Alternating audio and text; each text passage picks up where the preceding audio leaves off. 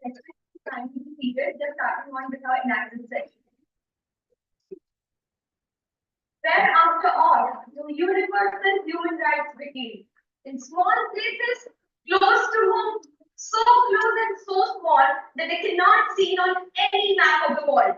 Yet, they're the wall of the individual person, the neighborhood he lives in, the school or college he attends, the factory, farm, or office where he works.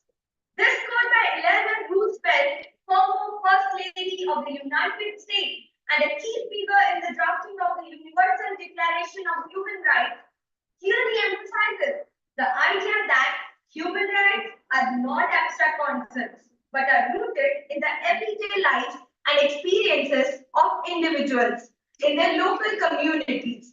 It underscores the importance of recognizing and respecting human rights at the grassroots level. With this, a very good morning to one and all present over here. This is Lavna Patnaik, along with my co-host Shaina Das Patnaik, welcoming all to this first day of two-day national conference on human rights and emerging issues in collaboration with Odisha Human Rights Commission. We take immense pride in welcoming all the dignitaries of today's inaugural event.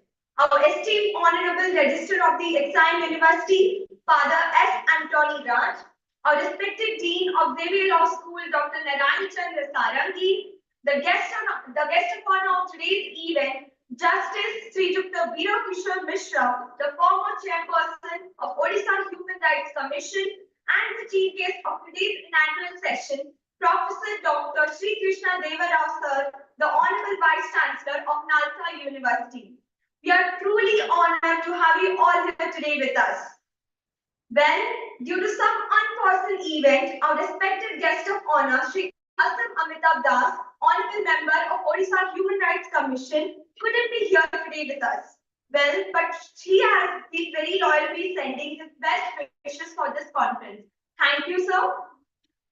Now we request the esteemed luminaries of today's inaugural event, Honorable Justice Sri Veera Kishore Mishra, Professor Dr. Sri Krishna Deva Rao Sir, along with our Honorable Registrar of Exime University, Father S. Anthony Raj, and our expected Dean of Xavier Law School, Dr. Narayan Chandra Sarangi, to kindly join the luminaries to light the lamp. We also request our faculty members to kindly join for the same.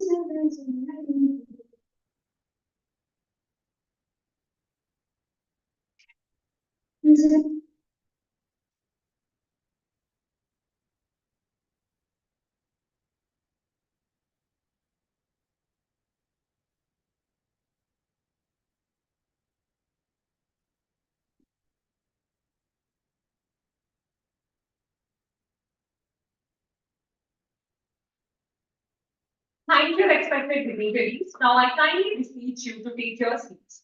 I also thank Ms. Neha Datta for her melodious voice. Moving on. Human rights violations have been a part of history and throughout different eras and civilization, instances of oppression, discrimination, and abuse have persisted, highlighting the ongoing challenge of upholding human rights through Odisha's rich cultural heritage, which also talks about Odissi. Now we have Ms. Adyasha Mahapatra to perform an Odissi dance for world peace. Can we have a huge round of applause?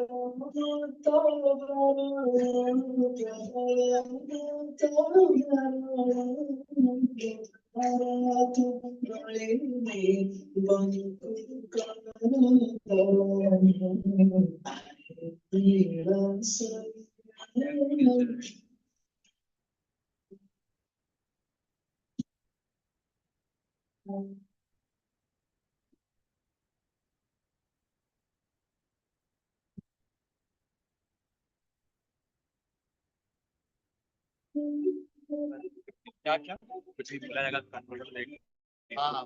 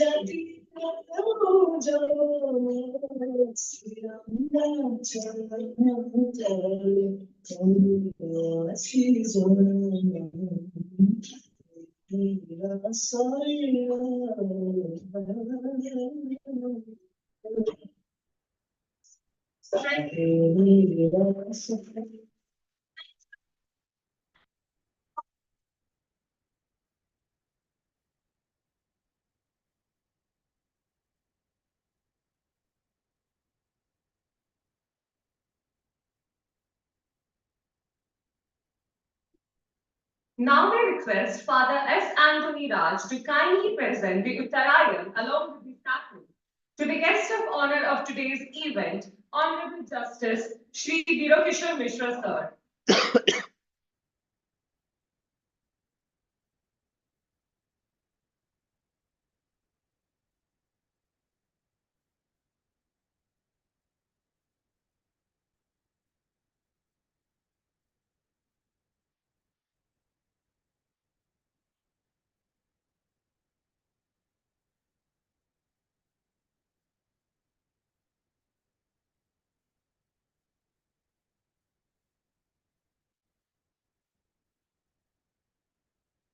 Thank you, Father. We once again request you, Father, to kindly present the Uttarayan and sapling to our chief guest, Professor Dr. Shri Krishna Devarao, sir.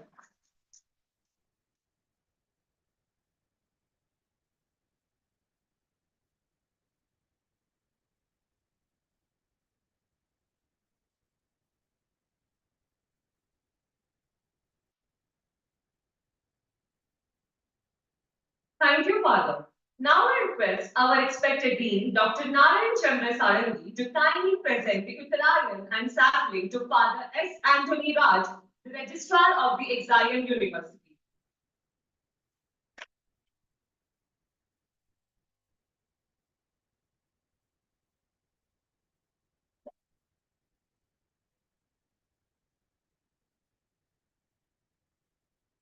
Thank you, sir.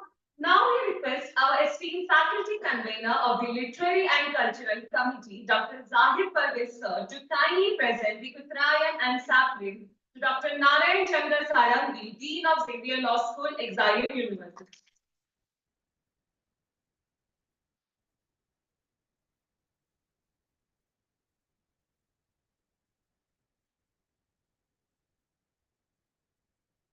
Thank you, dignitaries. Now, we would like to welcome our respected Dean of Xavier Law School, Dr. Narayan Chandra Sarangi, to welcome this gathering and introduce our guests for today's inaugural session. Sir.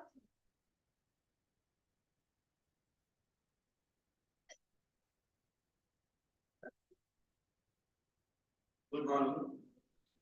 Before I begin, I offer my sincere apology for the delay which happened on our country. Distinguished dignitaries in the dais, guests, participants, invitees, my faculty colleagues, member of the administrative staff, media, and my dear students. It is a great pleasure and honor for me to welcome all of you to this conference. Needless to say, a robust and effective national human rights system is the anchor for protection of human rights. It is for this reason that this conference will actively encourage dialogue among the stakeholders to develop a more inclusive framework within which people can engage constructively in the discussion and debate of all policies that affect our lives. Debate and deliberation is the only way in which we can take it forward to what is essentially human dignity. I have the privilege and honor of welcoming our chief guest for the event, Professor Dr. Sri Krishna Devarao, the Honorable Vice Chancellor of NALSA. It is indeed our good fortune that despite its schedule and engagement, they have chosen to be available among us. And sir, on behalf of my personal self, as well as the entire exam family, I once again welcome you and extend my greetings. I, on my behalf and the behalf of the entire exam community, formally welcome the guest of honor, Honorable Justice Retired Mr. Birokishore Mishra, former chairperson, Odisha Human Rights Commission, to this conference. Welcome.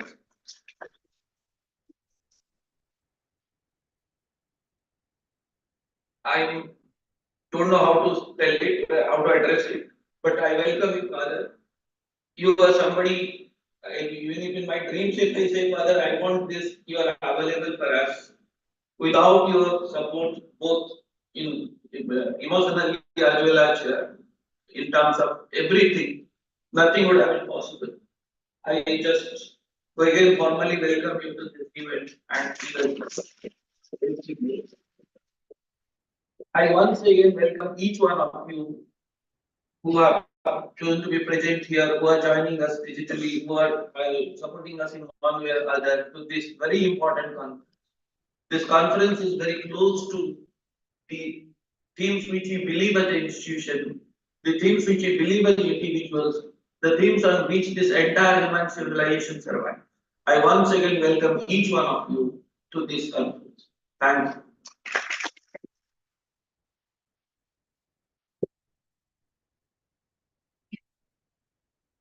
Thank you, sir. Now, I would request Dr. Biranchi Narayan Panda, the faculty convener of LCC Xavier Law School, Exile University, to give an insightful introduction to the national conference.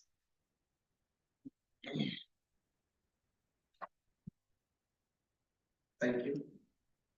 Good morning, one and all. Honorable Chief Guest for the inaugural session, Vice Chancellor Nalchar, Honorable Guest of Honor, Justice, former member of OHRC, Honorable Father Vice Chancellor, Exam University, Honorable Father Registrar, Exam University, Honorable Dean, Xavier Law School, Honorable Deans, Professors of other schools of Exam University, distinguished guests and speakers of the dais, and those who are joining virtually. Media professionals, our sponsors, paper presenters, participants, staffs, and all the LCC members, those who have coordinated in this event. On behalf of LCC, once again, I welcome you to this gathering. I would like to bring your all of your kind attention about a brief highlights of this two-day national conference. To begin with, the conference already set a tone in its beginning. When I say this, I mean it, because we have already received ton of papers for this first National Conference on Human Rights. And this is possible because of the brand of Exam University. It shows the support of management of Exam University. It shows the extraordinary support of Dean and Dean Office, the faculty colleagues, the LCC members, the students of law school. The conference has outstanding contributions of research papers from all corner of India. And we are very much thankful those who have contributed the paper for this national conference. The research paper have been received from top national law schools to top private law schools to government universities and other institutions like corporate world and also the legal fraternity. The contributors of these research papers are from academia, are from industries, are from high courts and Supreme Court of India. There are total 130 abstracts we received initially, and many of them we have excluded because of the parameters that we have set for this conference. We have excluded almost 20 to 25 abstracts apart from this 130 paper we have received. Finally, there are 108 research papers we have received, and those who are ready for the presentations in 6 technical sessions, 2 offline and 4 online media. The speakers, the chairs, the guests of these technical sessions, offline and online, are from different top institutions in India. At the end, I would like to apprise about a big surprise for this conference by uncovering and disclosing our conference souvenir that consists of all the selected abstract with message from the topmost dignitaries going to be inaugurated by the dignitaries in the dais. However, we are working to publish all the selected papers in the edited book with ISBN number. With this, I wish that this two-day conference would surely create an environment of learning and bring positive impact on the society towards world peace by restoring the human rights of all of us. I also wish each participant a rewarding and enriching experience in these 2 days. Thank you all being a part of this conference, and God bless all of us. Thank you.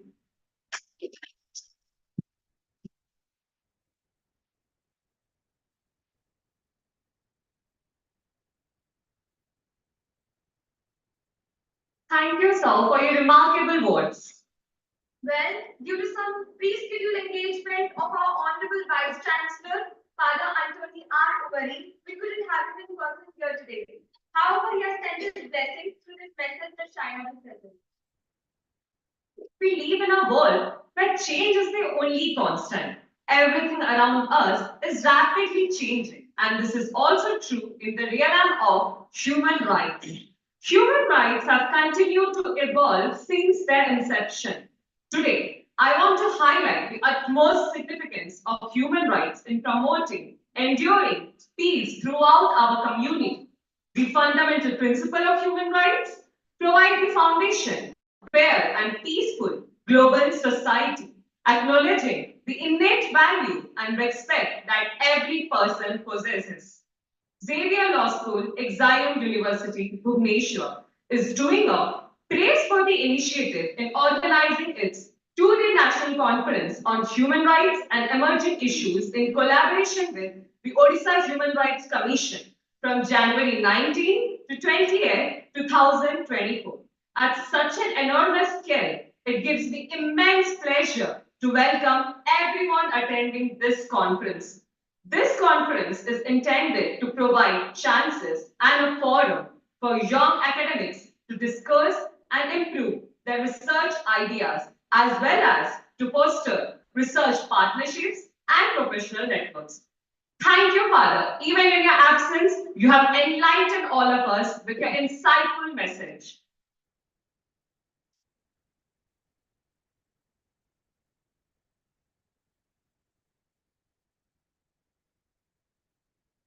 Well, I'm indebted to extend my hearty welcome to Honorable Justice Biro Kishore Mishra, sir. In addition to serving as the acting chairman of the Odisha Human Rights Commission, sir is the principal secretary of the Odisha Judicial Service. Well, sir served as the Odisha High Court sitting judge as well. He officially launched the SCB Medical College sponsored Swasthya Kalyan Yojana insurance card. On top of that, he has been involved in all the international forums. Sir is a abider of rules and regulation, and because of his quick decision-making policies, people are thriving with happiness. I request our expected guest of honor, Honorable Justice Biro sir, to kindly share his valuable insights with all of us.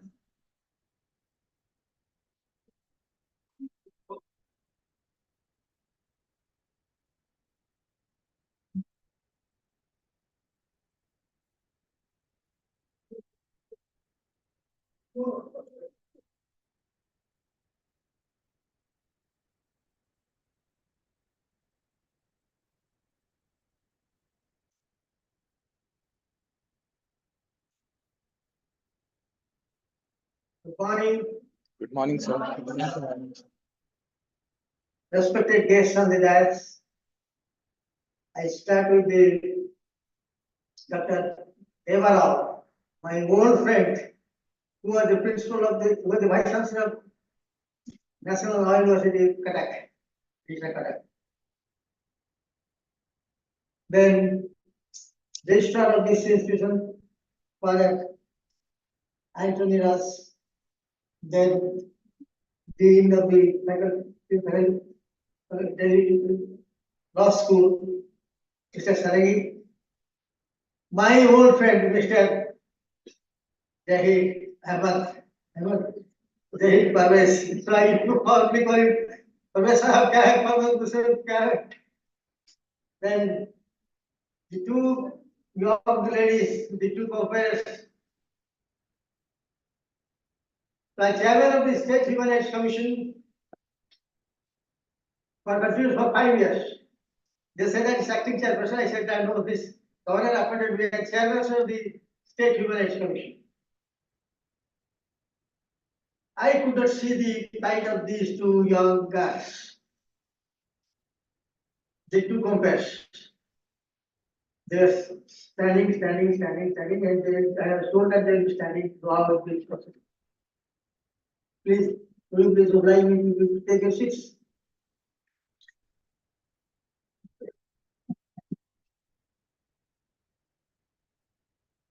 This is a national conference. Right?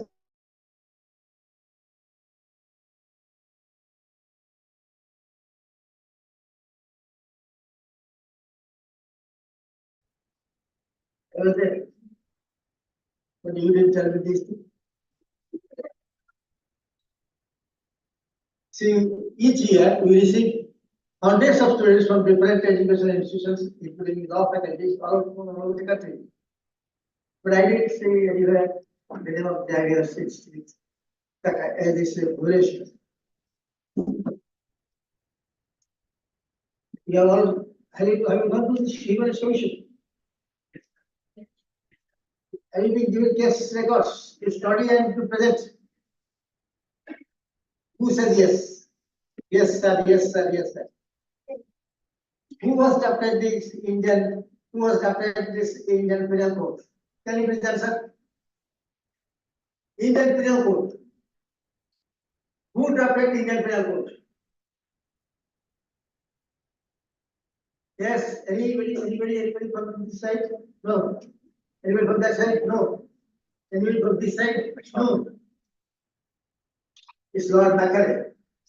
Lord Macaulay was not a lawyer by profession. He didn't have any law education, but he was found to be the most befitting person to draft the Indian Penal Code.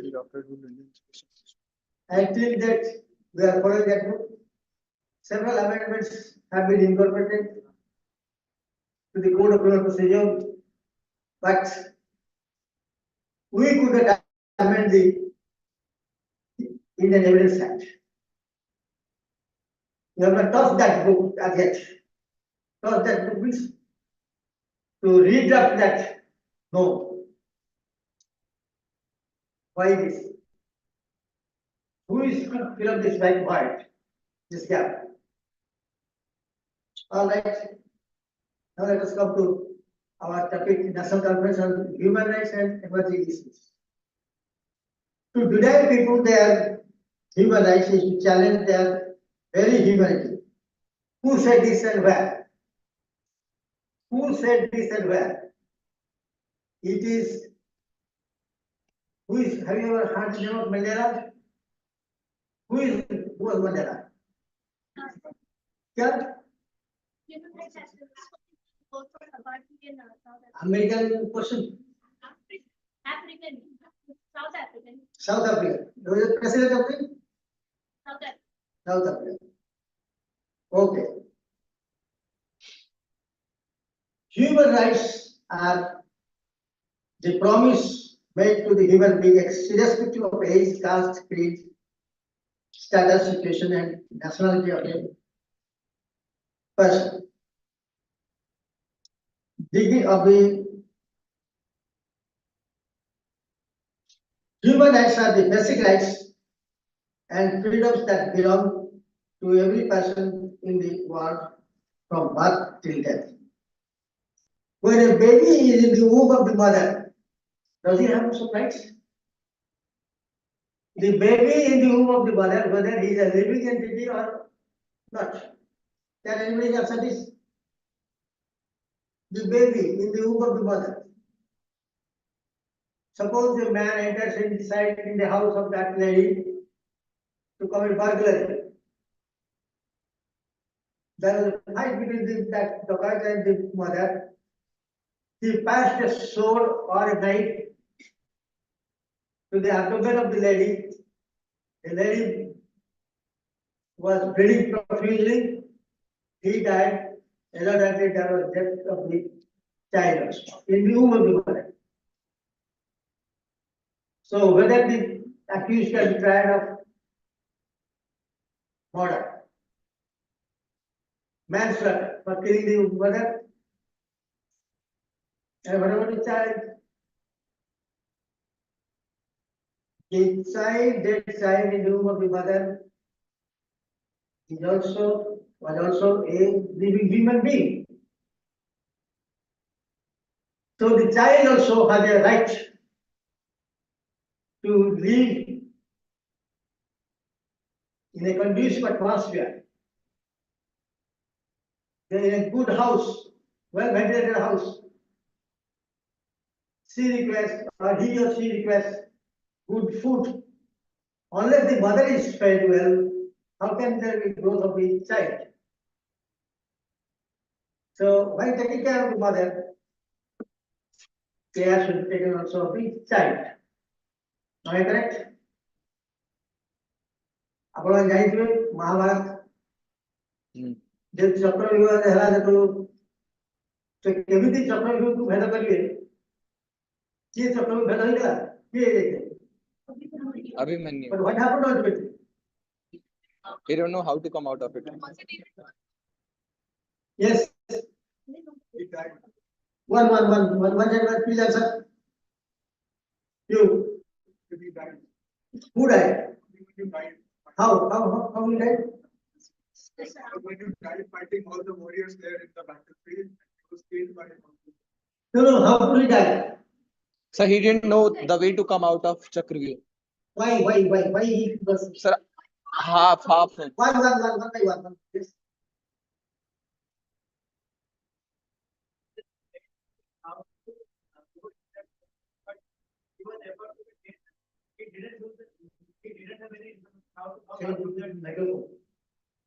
Yes, you raise your hand, please. You have raised your hand. Yes. Sir, जब अर्जुन बता रहे थे उनको कि चक्रव्यूह में भेजना कैसे है सुभद्रा को, जब वो उनके पेट में थे अभिमन्यु, तो उन्होंने सिर्फ तब तक ही सुना था कि चक्रव्यूह को भेजना कैसे है। पर जब वो निकलने का रास्ता बता रहे थे उस समय सुभद्रा सो गई थी, तो अभिमन्यु को पता ही नहीं था कि भेजना आता था उसे कि अंदर घुसना कैसे है, उसको तोड़ के निकलना बाहर कैसे था ये नहीं पता था उनको, तो इस वजह से वो अंदर ही मारे गए। Thank you. Yes, you have asked something?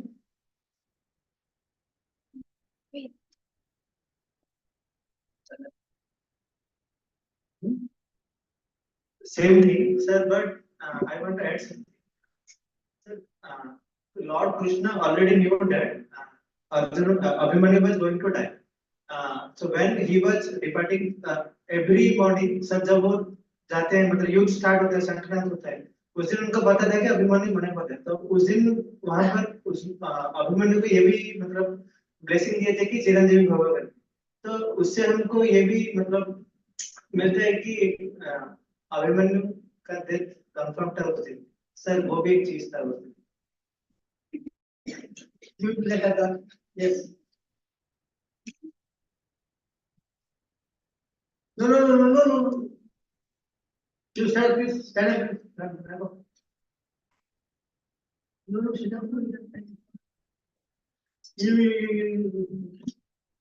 A very good morning, sir. Sir, about the Abhimanyu's death. Sir, when Subhadra and Arjun were normally chatting, then Subhadra asked Arjun what is the tactics of penetrating into the Chakravyuh.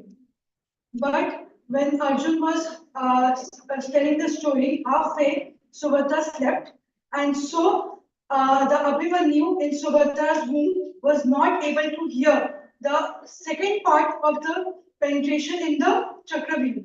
So when the actual Mahabharata happened, he knew how the Pandavas were not available to penetrate into the Chakravyuh, and he knew how to enter into the Chakravyuh. He thought he can overcome the problems that will happen inside the Chakravyuh, but he was not able to get out of the Chakravyuh and died there because half of the Okay. part he was Okay, not. thank you.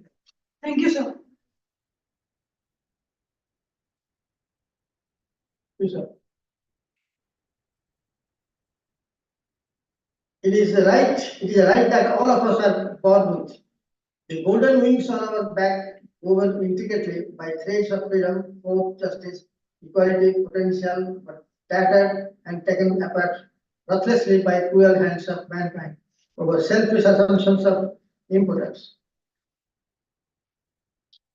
Human rights are needed for fostering a just, equitable, and peaceful world. Their protection is crucial to preventing the abuse of power, ensuring justice, and promoting the well-being of individuals and communities. Violations of human rights highlights the emerging challenges in achieving a world where these rights are universally respected and upheld. Advocacy, education, and international cooperation are essential. In addressing and preventing such violations, Universal Declaration of Human Rights 1948 is a comprehensive document adopted by the UN General Assembly. According to the mandate of this UNCHR, United Nations Declaration of Human Rights, such rights are undeniable and profound impact that has upon the human constitution, Indian constitution. The fundamental rights enshrined in Part 3 of the Constitution of India echo the principles outlined in the UDHR with some modifications to account for India's unique context and needs. Human Rights Commission was an inspiration from the Universal Declaration of Rights, and accordingly, the first National Human Rights Commission was established in India in the year 1900, 1902 or 3, 93. But remember, the first chairman of the State Human Rights, the National Human Rights Commission was Justice Sangrant Mishra. He, after retiring as the Chief Justice of India, occupied that position. But 10 years after the constitution of the State Human Rights, National Human Rights Commission, the Odisha State Human Rights Commission came into existence. The same functions assigned to the State National Human Rights Commission and the State Human Rights Commission are equal. The State Human Rights Commission is not subordinate to the National Human Rights Commission. Anybody aggrieved with the order of the State Human Rights Commission can approach the Honorable the High Court of Odisha by filing a writ petition or the Supreme Court, the apex court of the country.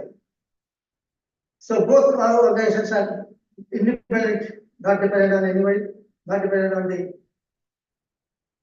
National Human Rights Commission. Right. The State Human Rights Commission, the person who is to hold that post must be a human being first.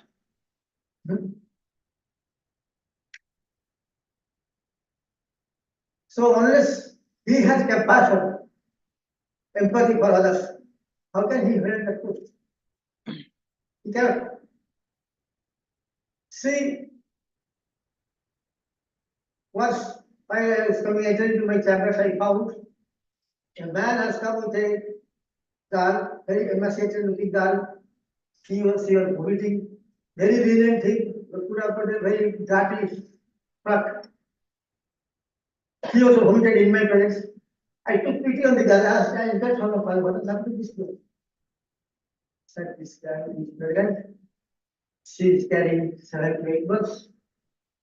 She may die at any time. We had approached the district hospital Pune and requested the doctor to for an abortion, but the doctor refused, saying that is not permission. And if we abort the pregnancy, we will charge of water. Sir, please help us. I am a very poor man. I belong to the poor scheduled caste community. Sir, please help me. What to do? In fact, the gentlemen who refused to do this abortion, they are correct. Okay. So we called for the book and went through that. In fact, the doctors were correct. So the court has nothing to do with this abortion. So I advise the man to immediately proceed to Puri in a hired vehicle, telephone the district judge Puri to render necessary help assistance to the man. Also, to ask the DCS to request the collector Puri to give her an audience. They are so poor, they can afford to pay the car hire charges. The next thing I will not disclose.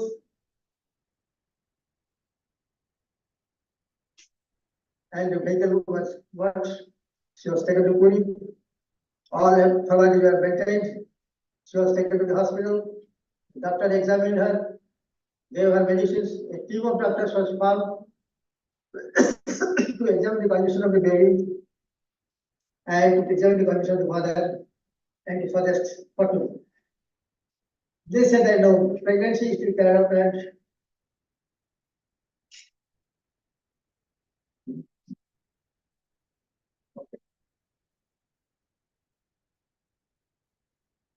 so you must be wondering why this gentleman is standing by my side and what he is instructing me.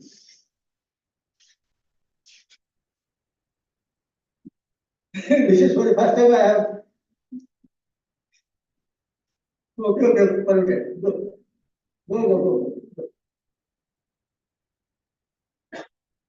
So if I go on discussing, unless these things are told, how can you know what is the function of what is the duties of the State Human Rights Commission and National Human Rights Commission? Sure. Why these commissions are involved? Many things have been said about these commissions. After working there for 5 years, I gave a new face to the State Human Rights Commission.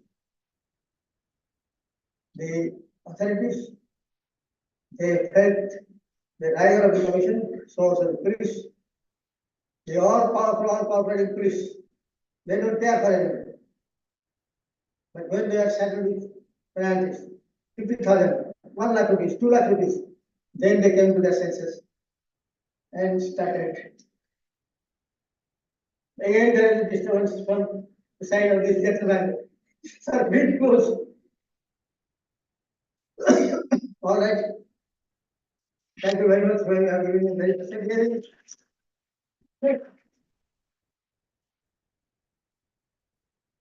I like you to come on the Mr. Parvez. I think and I request also Register, please arrange for the last meeting with me. Thank you very much. Thank you. Thank you, sir.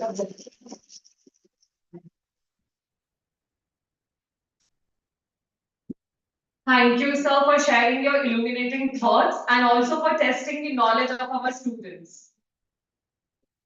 Now, it's my honor and privilege to welcome Professor Dr. Sri Krishna Devarao sir, the Vice Chancellor of Nalanda University, who has also been Vice Chancellor of NLU Delhi and also served as Vice Chancellor of NLU Odisha. The Supreme Court of India borrowed his idea in the landmark case of D.K. Basu in 1997. In 2020, he was the chairman of the Committee for Reforms in Criminal Laws, constituted by the Ministry of Home Affairs, Government of India. He has also been awarded with the highest award in the field of criminology, Kumarappa Rateless Award, for his outstanding contribution in criminal justice education in India by the Indian Society of Criminology. Now, we request Professor Dr. Sri Krishna Devarao sir to kindly come and share your valuable words with this gathering, sir. Please.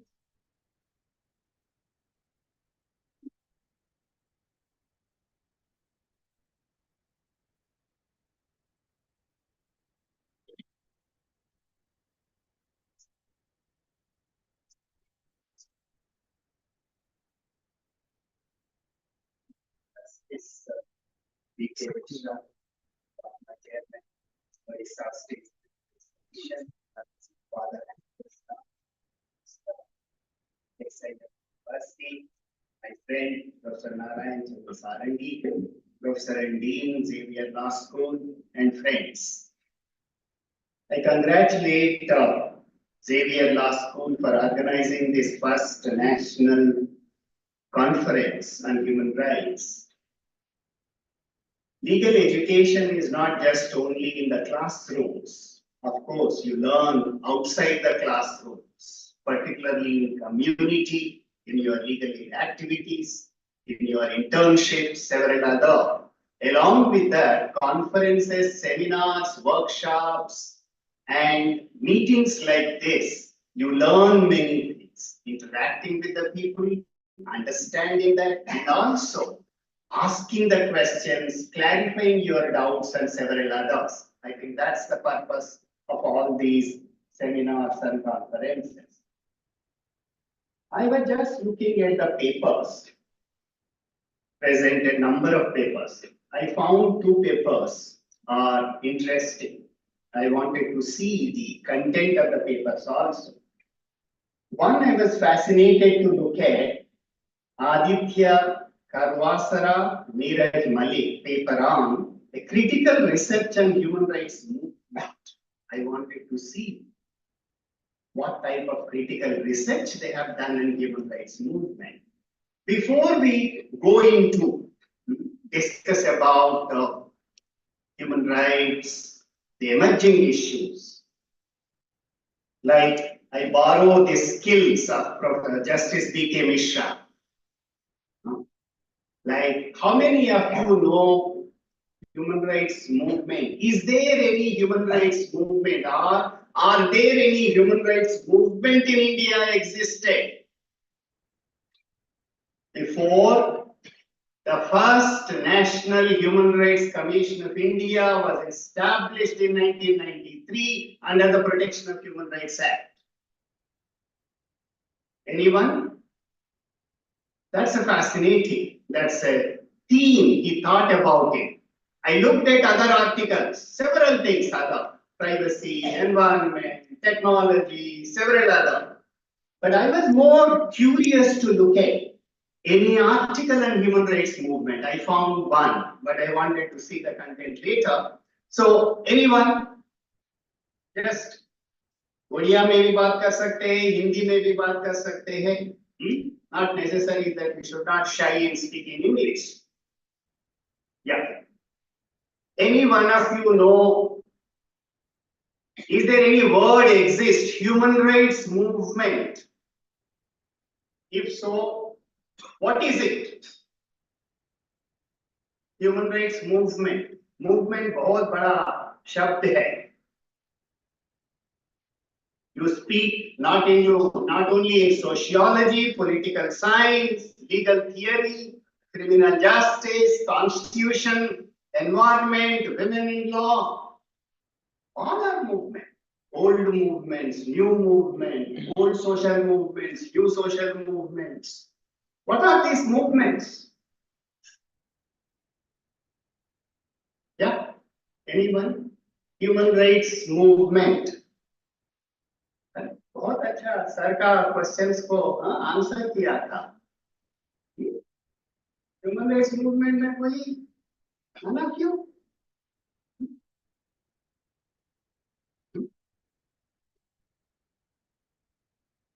Have you heard of Jayaprakash Narayan? Yes, sir. JP. Madam Indira Gandhi was scared of one person during emergency, before emergency. Jayaprakash Narayan.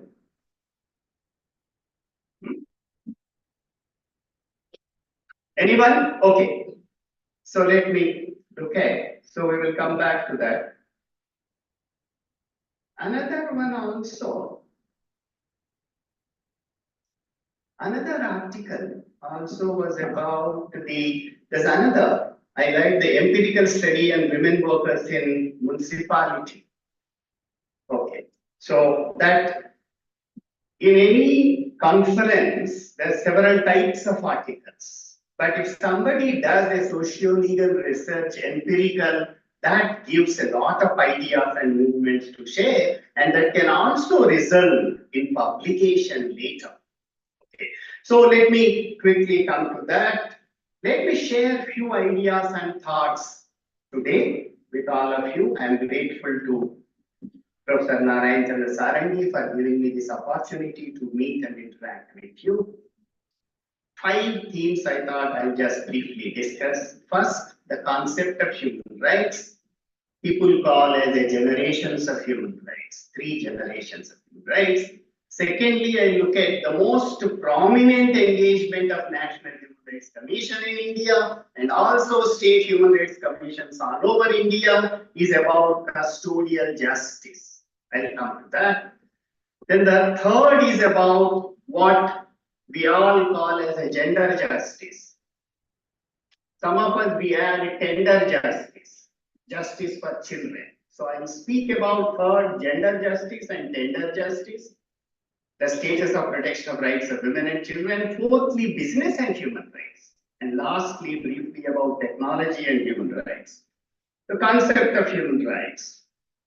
Concept of human rights has deeper historical roots. Of course, we look at the Universal Declaration of Human Rights 1948, but before that, both religions, whether India, medieval history, modern times, all over the world, several things, legal theory, political theory, several things are there to contribute. So therefore, the concept of human rights has deeper historical roots. It has roots in different theories of natural rights of medieval and modern times, and also declarations of various revolutions, French Revolution, American Revolution, several others, and the contemporary socio-political discourses. That's what I said, human rights movement.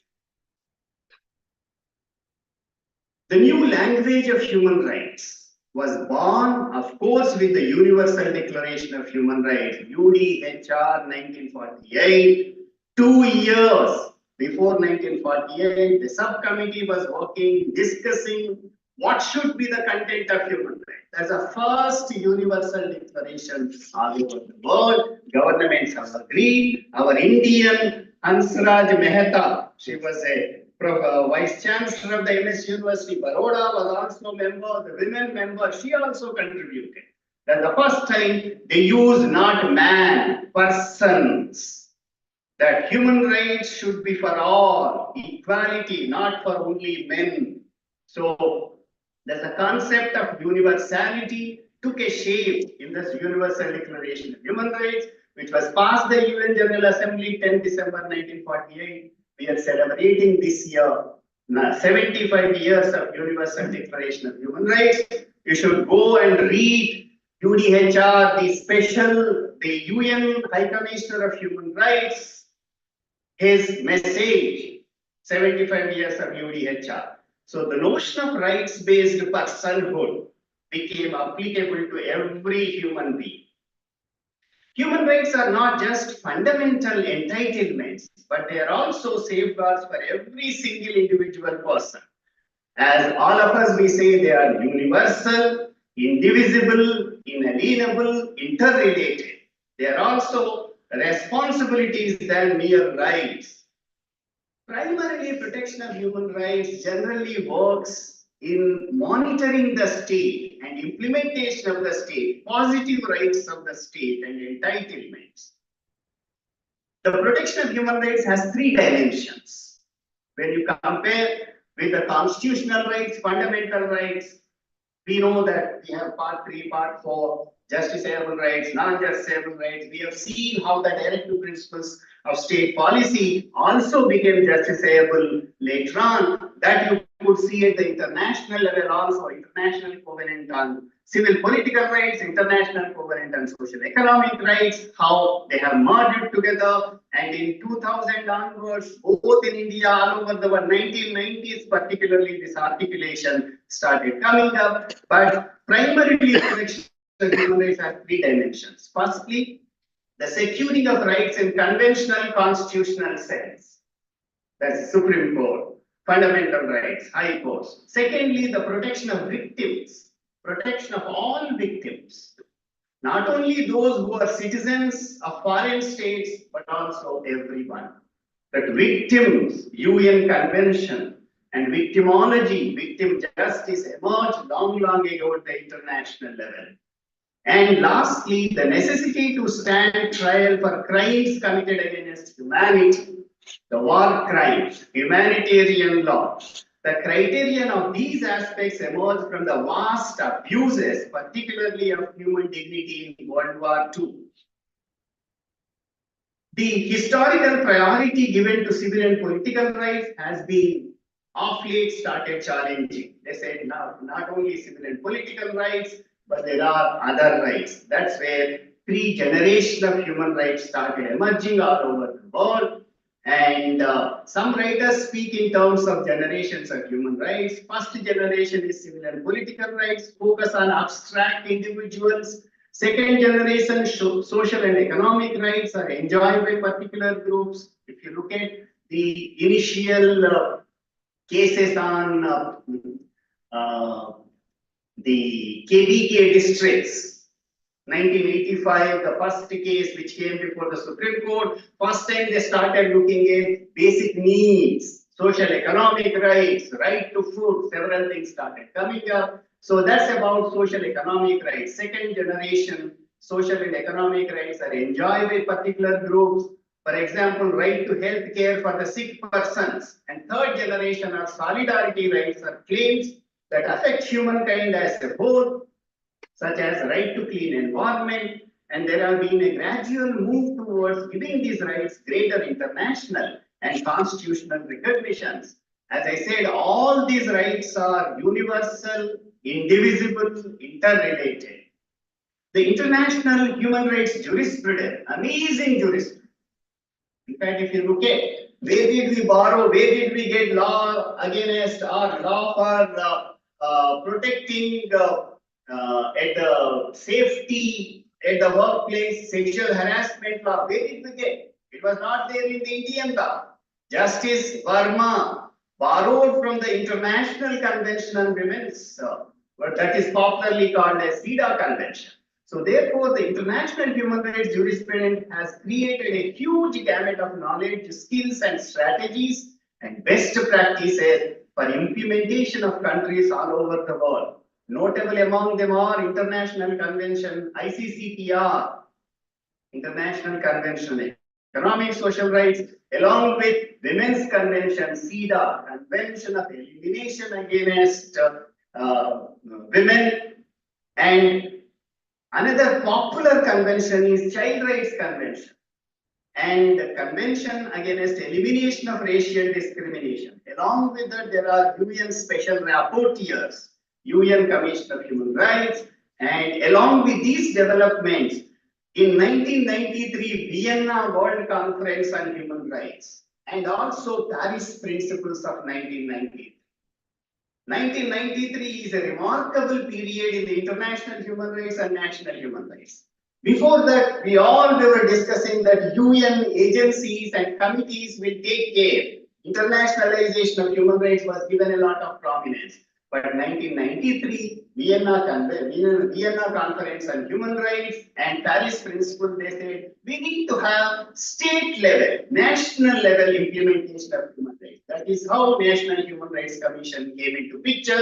1992, there was a large debate. Fortunately, as a young lawyer, we participated in the discussions. And that time, 1992, Home Minister said, we also need a Human Rights Commission in India. Otherwise, People's Union for Civil Liberties, that was a human rights group. People's Union for Democratic Rights, which was based in Delhi, and several civil liberties committees, Andhra Pradesh Civil Liberties Committee, the Association for Protection of Democratic Rights in West Bengal, and Committee for Protection of Democratic Rights in Bombay. All of them, they are speaking about human rights violations by the state. Why NGOs, human rights groups, civil liberties should question the state. Let us have our own human rights commission. That was the birth of 1993. 1992, Amnesty International India first time has come out with a report on torture, rape and deaths in custody in India.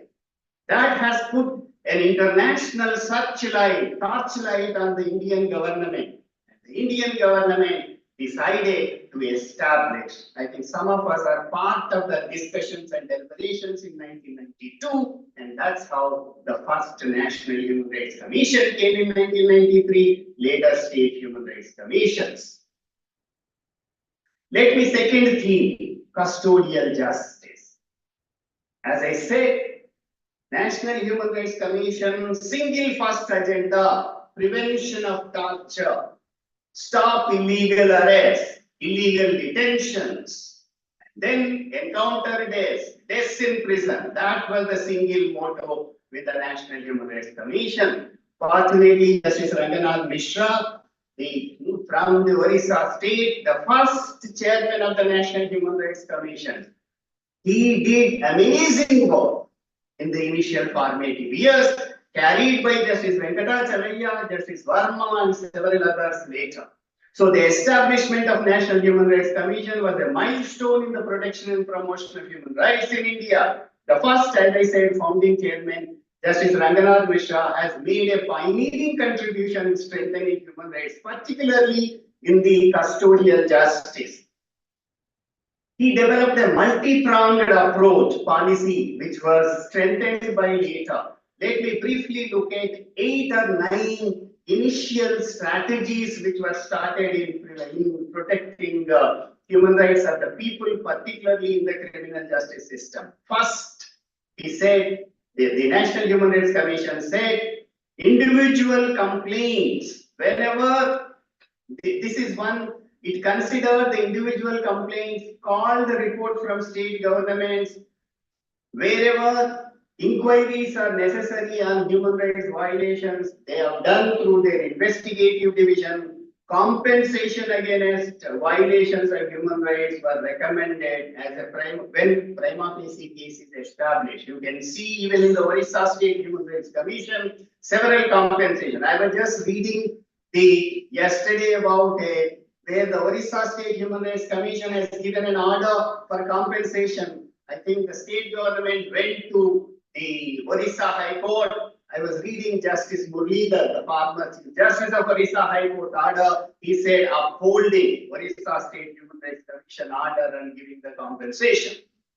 Second strategy NHRC developed in the custodial justice is whenever there is a incident of death in police custody, custodial rape, within 24 hours, that mandatory reporting has to be done by the district magistrate, superintendent of police of every district. This is the first significant attempt, factor in contributing systematic documentation of custodial violence in India. Before that, we don't have anything.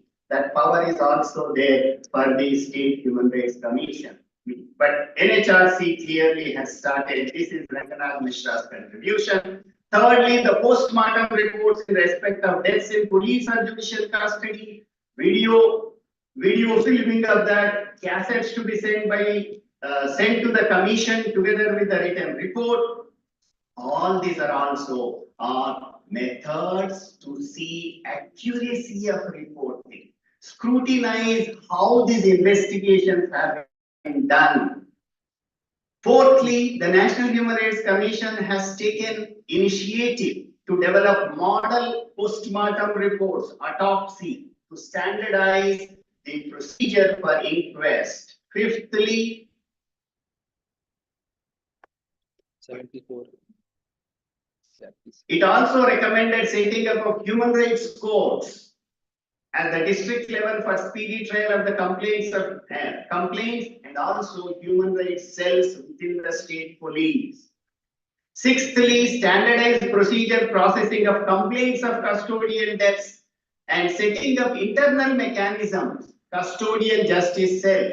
We hope that some of these, the State Human Rights Commission in Orissa and other states are being setting up. That will really help. 7, NHRC also has set up special rapporteurs and special representatives to appraise the commission of the ground realities, and similar thing also may be a good best practice. Other state human rights commissions also can do it.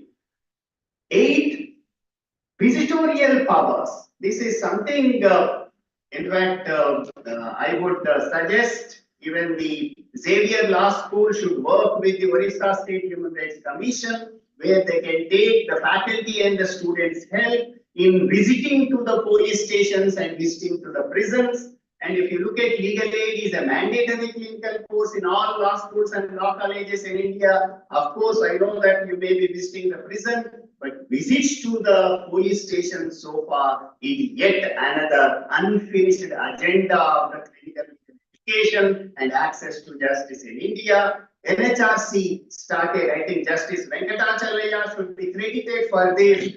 He initiated when he was the chairperson of the National Human Rights Commission. Under the Protection of Human Rights Act, National Human Rights Commission, State Human Rights Commission has the power to visit the prisons and the police stations also. So visit to custodial institutions is a very important method. Law colleges can be involved in these activities. The Human Rights Commission must strengthen the official and non-official visitors. Look at the Prison Act. You have the composition of the visits. They have the official visitors, board of visitors, unofficial visitors. They can visit the prison. So this will help in putting some streamlining police and prison activities, or if anything, the violations within the custodial institutions can be prevented. This will bring transparency and accountability in custodial institutions. Lastly, in custodial justice, the Commission, National Human Rights Commission, has undertaken measures for reform of police, prisons, and other custodial institutions. In the custodial justice, only one thing, even the Justice Venkatacharya could not do, even the current NHRC chairmen were unable to do, is when Venkatacharya was the chairperson, they signed the Convention Against Torture. So far, this was in 1997, so far the Government of India has not ratified. Government of India last year has submitted its Universal Periodic Review at the Geneva in the Human Rights Council meeting. Always, every time when the Government of India submits a report, one single question all governments is asked is, why you have not ratified the Convention Against Torture? Government of India ratified several conventions, Women's Convention, Child Rights Convention, Elimination of Discrimination, but still this has not been done. That is, I think, one thing still pending in the National Human Rights Commission and State Human Rights Commission. Access to justice, yes, National Legal Service Authority, several other things. I think State Human Rights Commission should also involve, and law colleges and others, so that they can help in this. Paralegal volunteers first time entered into the National Legal Service Authority, that has to be used. Third issue is about gender justice and tender justice. You have heard of the Madura case. 1983, the first time women's movement, that was they opposed, in fact, this was an incident in 1976. A tribal girl, Madura, was raped in a police station in Nagpur. That was the first time the 4 law professors wrote an open letter to the Chief Justice of India, and the police constables, 2 police constables, Tukaram and others, those who were involved in this incident, have been acquitted by the Supreme Court. That resulted first time several amendments, first time amendments into the Criminal Procedure Code, Indian Penal Code, and the Indian Evidence Act. So beginning from Madura to Nirbhaya case, several reforms were taken in protecting women's rights. Based on the recommendation, all of you are aware of the Justice Verma Committee, government has made various amendments in criminal laws relating to sexual harassment, including we can see in the Indian Penal Code, Criminal Procedure Code, special legislation, sexual harassment has also come. POCSO Act is after the Justice Verma Committee report. This was introduced, and several others you can see in the area of women's reforms have been done. The Muslim Women Protection of Rights and Marriage Act 2019 made the pronouncement of triple talaq by Muslim husbands a cognizable offence, compoundable at the instance of the married Muslim women upon whom talaq was pronounced. We also have a interesting judgment by the Indian Supreme Court, Shakti Bahini case, you know, first time the honor killing Supreme Court has said that right needs to be protected and it cannot succumb to the conception of the class, honor, and group thinking. And this we have seen the courts have laid down preventive, punitive, and remedial measures to address the issue of honor killings. We also have several 24/7 helplines. Orissa state also has a very good both women's justice, gender justice, and the tender justice. So, but still, there are several things, several institutional mechanisms also have been set up. Issue of domestic violence still needs to be addressed. There are 24/7 toll-free women helplines, but still, what is required is the students should be aware about that, particularly law students, and they should involve and they should help in protecting and strengthening the human rights of the women and other. Within the human rights, what you have seen, Indian Supreme Court recently has come out with a comprehensive gender stereotyping of women. If you have not seen, you should see that's there in the Supreme Court website.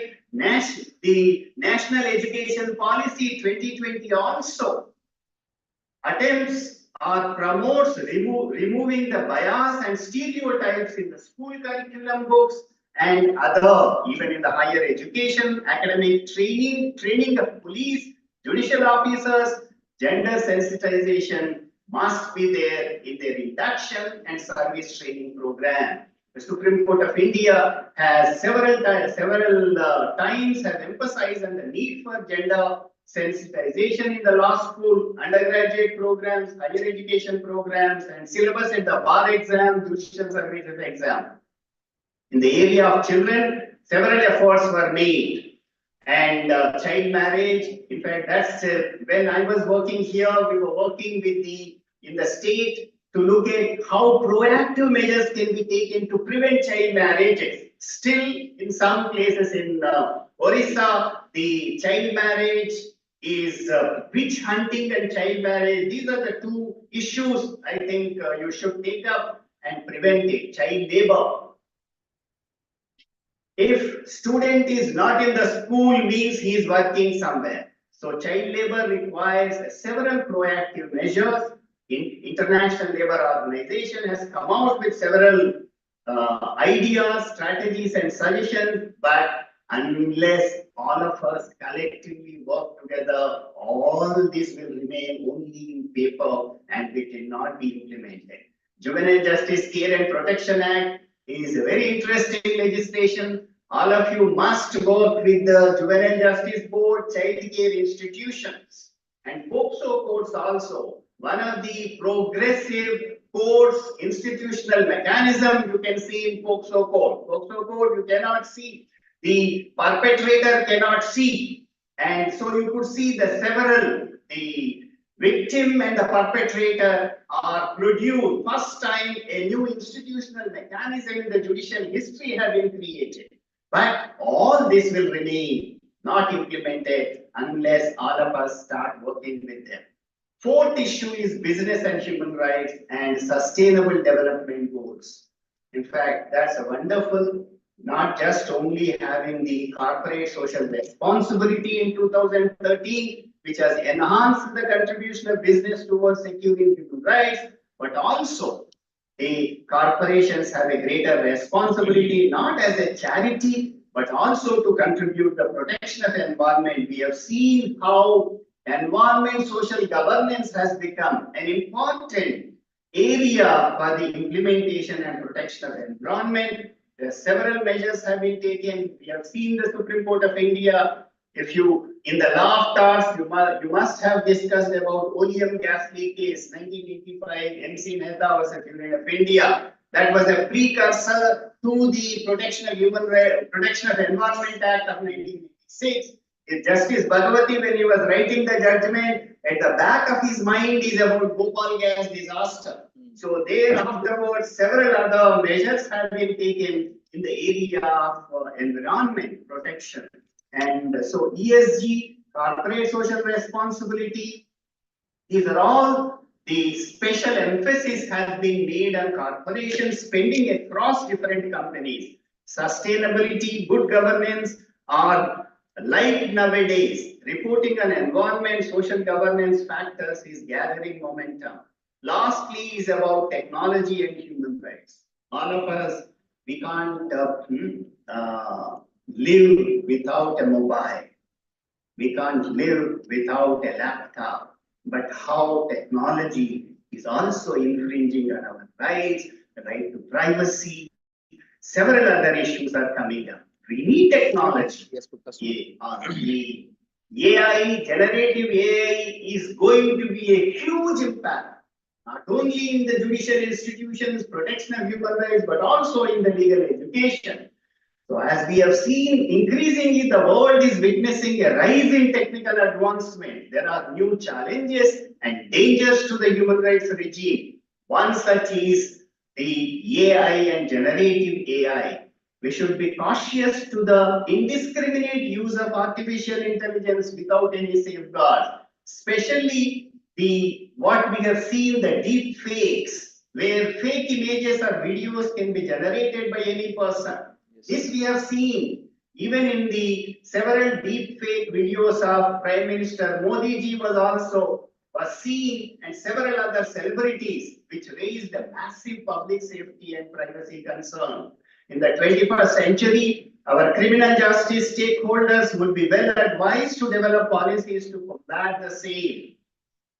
Particularly marginalized communities around the world are disproportionately affected by the digital rights violations, whereby whether they are being denied access to critical resources, subjected to surveillance, or targeted for online harassment. These are all the impact of the technology and digital rights and the marginalized communities. In application, these tools are directly and indirectly put to use in ways that discrimination based on race, gender, religion, sexual orientation, nationality, and more can be visible. Increasingly, surveillance is seen as a massive issue where large amounts of personal data is being collected by various authorities. There needs to be better accountability of the same. To conclude, the Supreme Court of India, Ram Dio Chauhan, has rightly observed, I quote, human rights are not like edicts inscribed on a rock. You know, we have a good inscripts written in several monuments, heritage. Human rights are not like that. But what are they? They are made and unmade on the crucible of experience and through irreversible process of human rights struggle for freedom, as I said, old social movements, new social movements. Human rights are not just theories and concepts which remain in books. Human rights is action oriented, proactive oriented, result oriented, which particularly law students have to take a major role in protection, promotion, and strengthening of human rights. Similarly, Justice Mishra sir said, human dignity. Human dignity is the foundation of human rights. And the courts in India have to make and unmake the human dignity, which I called as a humanity of human beings. The human rights commissions must become voices of people suffering and contribute effectively in positive transformation of human rights situation of the society. New tools, strategies needs to be developed to provide content and meaning to the concept of human dignity. Let thousand flowers of constitutional values, human rights values bloom to make human rights, human dignity as a constitutional value and right. Thank you. Thanks again for giving me this opportunity.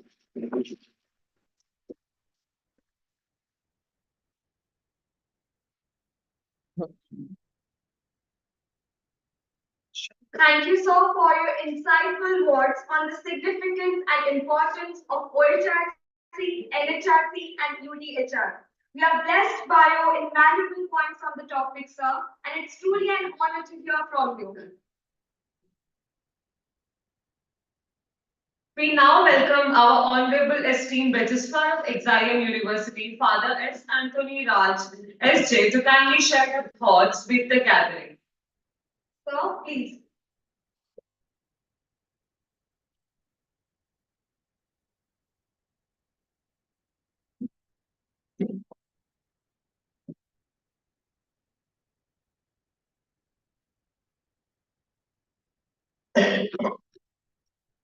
Honorable Professor Dr. Sri Krishna Deva Rao, Vice Chancellor, National Academy of Legal Studies and Research, Honorable Justice Sri Jukta Birakishore Mishra, former Chairperson, Odisha Human Rights Commission,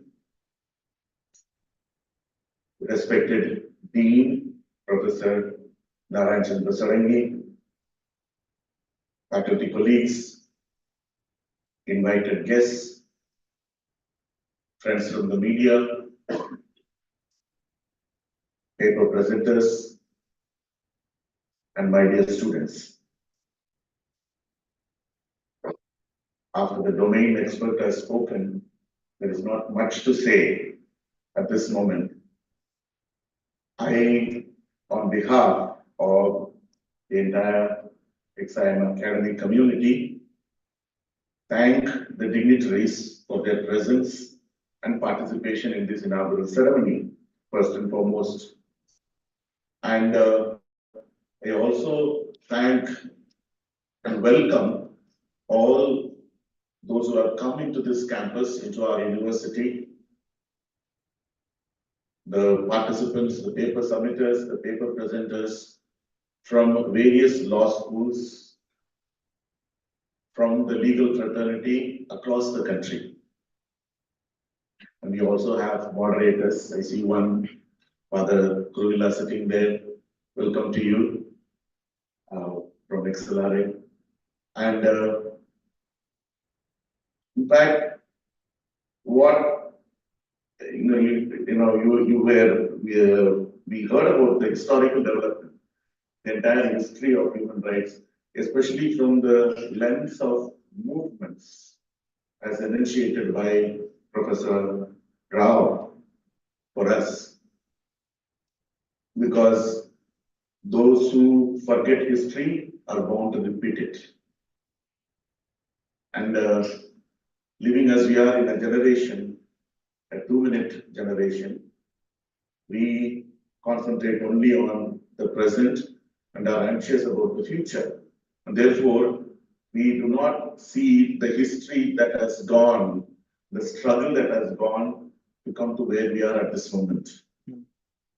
Therefore, in the name of academic community and especially in the name of the Xavier Law School, my gratitude to you, sir, for cautioning us. We have to see the struggle that has gone before to come to where we are. While we were sitting in the green room, I had the fortune to converse with the chief guest of this inaugural ceremony,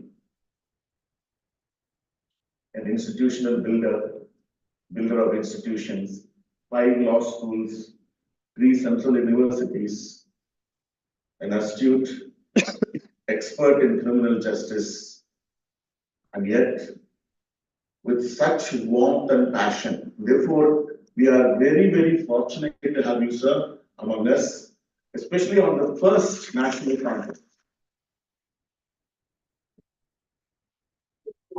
Not known to us the role that our own dear state of Odisha has played in this movement.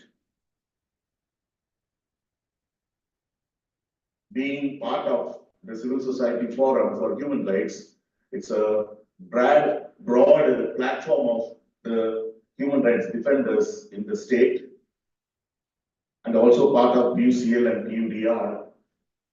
It was a joyful moment to listen to what the contribution of the state has been, let us say, in the person of Honorable Justice Trijukta Ranganath Mishra and our own Odisha Human Rights Commission.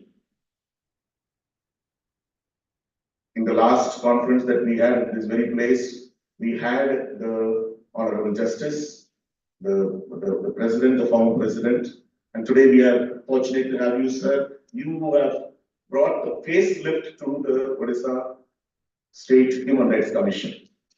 Therefore, it was very fortunate. And why I say this, that I think Xavier Law School has taken a lead in this. We had planned 2 years ago to establish a Center for Human Rights, stands for me Center for Human Rights. We studied, we planned, and it has not yet taken off. But you, especially through your literary and cultural committee, congrats to each one of you, all the members, and the faculty coordinators, the faculty conveners, the two of you, Dr. Viranchi and Dr. Zahid Parvez, for taking this forward. And so you are already ahead of what we as the academic community are planning. And what we have discussed today till now, I know, because yesterday I was sitting and signing all the certificates. Those of you who wrote the certificates know. And the variety that we have, I was a bit curious as to the 108 certificates that I signed yesterday.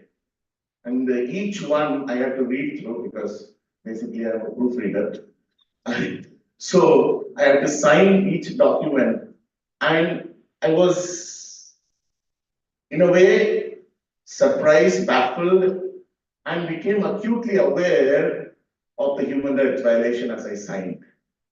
Because it covers the entire gamut of human rights violations, as it were. Just to give you a brief, already our Chief Guest has given us a lot of things. It talks about, for example, not just the first generation of human rights, not just about the second, it covers all the three. We who are supposed to be worried about only the solidarity rights, for example, because we are in the third generation of, human rights. But it talks about civil and political, it talks about economic, social, and cultural rights, and of course about the solidarity human rights, the point which our chief speaker spoke about, especially in his fourth point, sustainable development. So it covers a huge array of human rights violations and human rights concerns. I personally would call this not a national, but international conference. You know why? The papers that have come in, submitted, also deal with international issues. There are papers on refugee crisis. There are papers on what is happening in Palestine. And of course, you have an international student among you, in the person of Valeria, who also has written a paper. And therefore, my heartfelt congratulations for the organizers, the faculty conveners, the literary and cultural committee, and the entire school. Xavier Law School has indeed taken a lead in what XIM as university, as an institution believes in. We know the values, the 5 values that are the bedrock of our XIM university. Their compassion and justice is the foremost. And you have taken a lead. My very best to all our conversations, both offline and online, that we will have on the pertinent theme that you have chosen, the contemporary issues in human rights. God bless us all.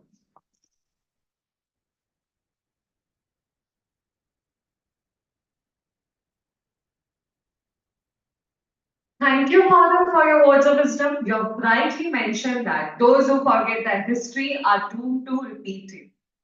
Now is the most awaited movement of this inaugural session to unveil the souvenir of the National Conference on Human Rights and Emerging Issues prepared by the Literary and Cultural Committee of Xavier Law School, XIM University.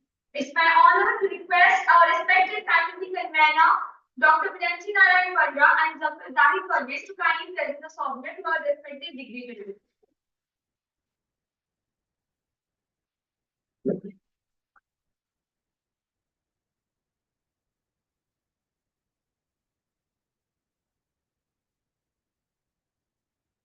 एक centre से ले लो यहाँ कैमरे के सामने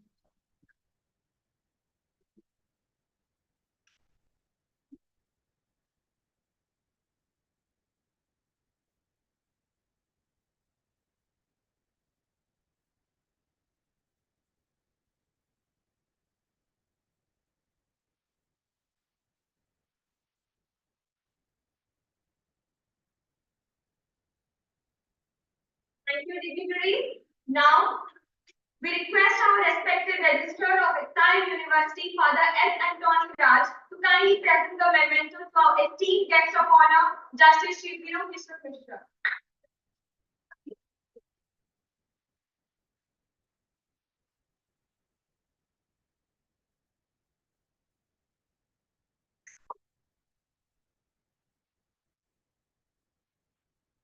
We again request you, Father, to kindly present the memento to our chief guest, Professor Dr. Sri Krishna Raj.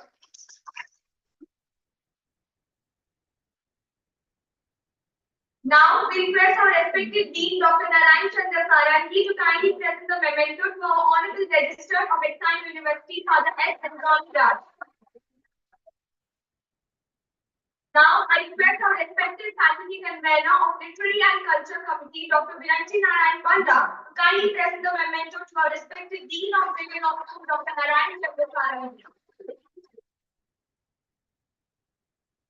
Thank you, dignitaries. With this, we have come to the end of the first day of the National Conference inaugural session. And to formally end it, we would like to call upon our respected faculty convener of Literary and Culture Committee, Dr. Zahid Parvez, to kindly propose the vote of thanks. Sir, please.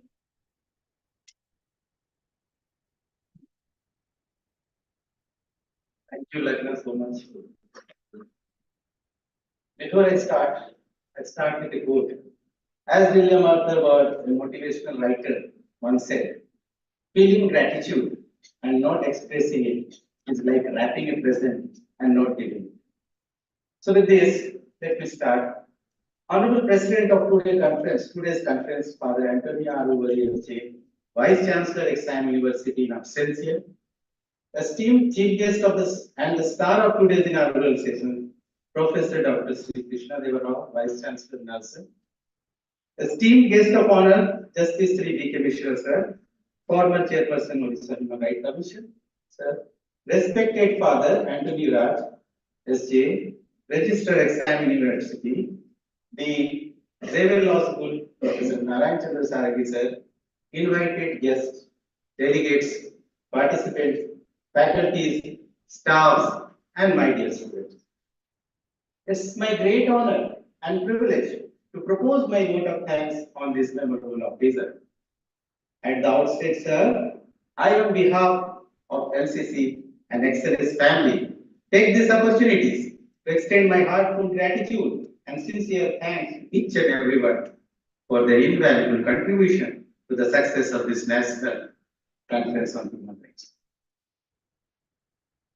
First and the foremost, my deepest gratitude goes to esteemed chief guest, Professor Sri Krishna Deva Rao, who despite his busy schedule, has accepted our invitation and spared his precious time to grace this inaugural session with his valuable side. Sir, आप आए हमारे इस time में खुदा खुदा का कुदरत है कभी हम आपको कभी हम अपने एग्जाम को देखते हैं Sir, indeed, your word has inspired us. I extend my heartfelt thanks to our honorable guest of honor, Sri B.K. Mishra sir, who generously shared his deep knowledge and insights, enlightening us on the various aspects of human rights. Sir, your expertise has undoubtedly enriched our understanding and fueled our passion for creating a world where human rights are universally accepted and acknowledged. Sir, a very big thanks to you. And sir is the first human rights activist I have seen. I was the first intern under him And I got the first award from that State Human Rights Commission against the state of 5 lakhs rupees in the year 2016. I propose at this hour, I also wish to express my deep sense of gratitude to our Father Register for his constant encouragement, inspiration, timely support, and giving us opportunities to organize this legal gala event. Sir is so meticulous and particular with every event. Yesterday only, we gave sir to sign the certificates, and we could not see those things. As a faculty convener, sir called us and told this certificate will go outside. You have to correct it. Full stop, comma, prepositions, everything. This is so meticulous. I learned so many things from Father Register. And really, he is to be learned. He is real person, intellectual with full capacity. I profusely thank our Dean Sir, the torchbearer of this event, without whose enthusiastic support, this conference would not have seen the light of day. Sir, thank you, sir, for leading and inspiring us in working towards the goal of conducting this event. Sir is always like our father. This Xavier Law School, I have never seen a dean who cares. The faculty is as much like his sons, his brothers, his sisters. Like this, I have never seen. And we feel proud that this type of dean we have.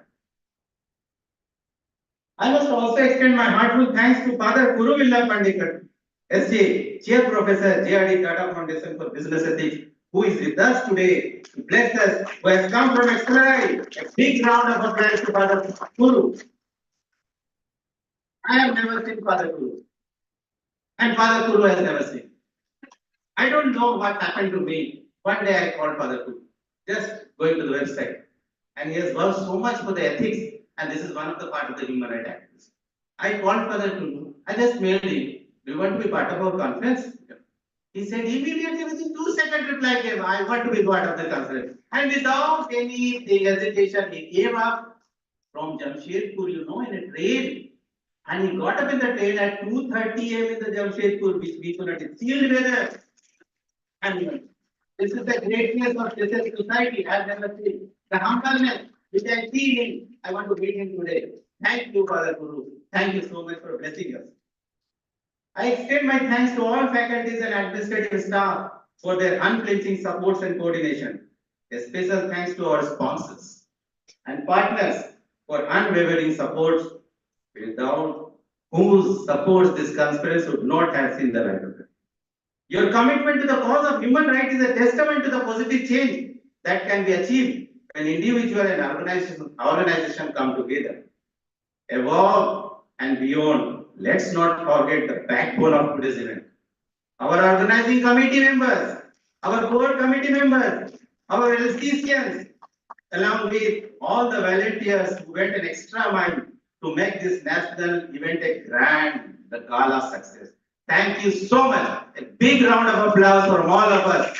And I must not forget my faculty convener, Professor Birenji sir, who always stood behind me. And it was my first passion when I joined this exam that I will try to make first national law conference here. And he supported me, my dean sir supported me, he said, go ahead.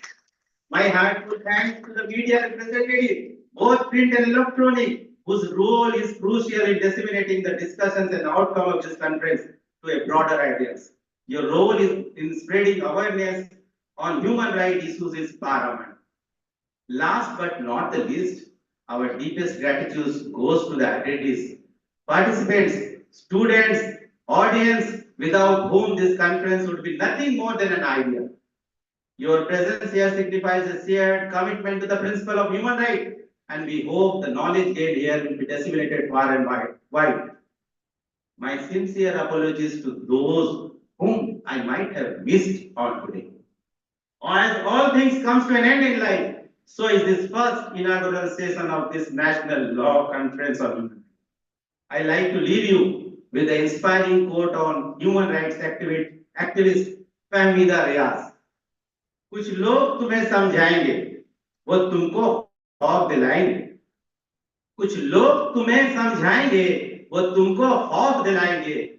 जो है वो भी खो सकता है, जो है वो भी खो सकता है। इस राम में रहजन है इतने, कुछ और यहाँ हो सकता है, कुछ और तो अक्सर होता है। पर तुम जिस लम्हे में जिंदा हो, ये लम्हा तुमसे जिंदा है। ये वक्त नहीं फिर आएगा, तुम अपनी करनी कर गुजरो, जो होगा देखा आएगा। जाएगा जाएगा। Thank you.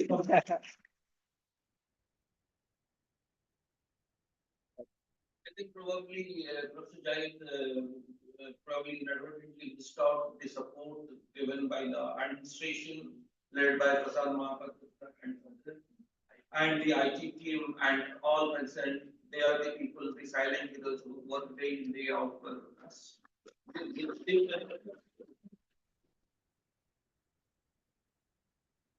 Thank you, sir, for your closing remarks. We are truly indebted.